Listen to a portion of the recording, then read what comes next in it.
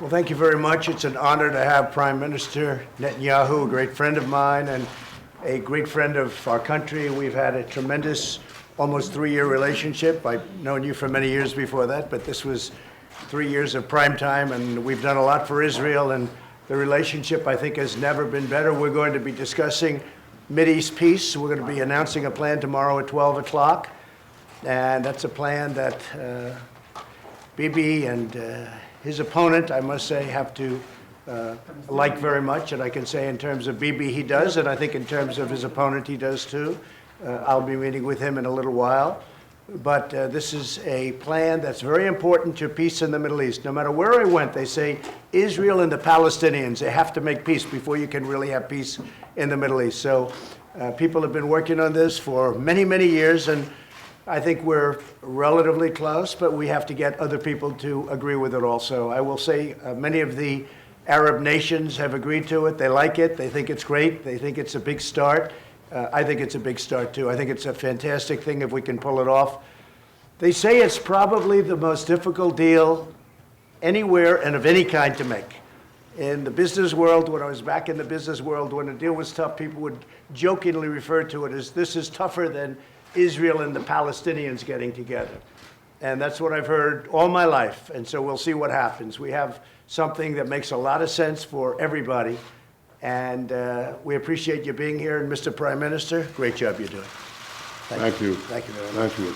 Mr. President, I just want to say two things. First, that the deal of the century is the opportunity of a century, and we're not going to pass it by. And we'll talk about that tomorrow. Today, I repeat, I just want to say thank you for everything you've done for the state of Israel. You've been the greatest friend that Israel has had in the White House. And I think tomorrow we can continue making history. Thank you, Mr. President. I look forward to it. Thank you very much. Mr. President, did you speak to the Palestinians about your plan, to the Palestinian president? Because there are reports. We will be reporting on that tomorrow. It's something they should want. They probably won't want it initially, but I think in the end they will. I think in the end they're going to want it. It's very good for them. In fact, it's overly good to them. So we'll see what happens. Now, without them, we don't do the deal, and that's okay. They're not living well. As you know, we cut off aid to Palestinians, and something I don't like to do, but we did that.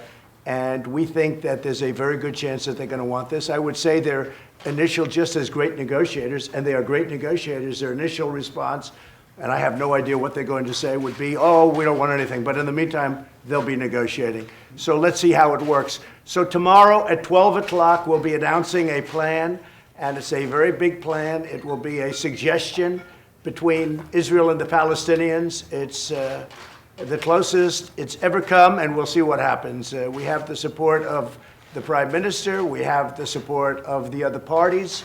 And we think we will ultimately have the support of the Palestinians, but we're going to see. And if we do, it'll be a tremendous tribute to everybody. And if we don't, life goes on. Thank you very much, everybody. Thank you.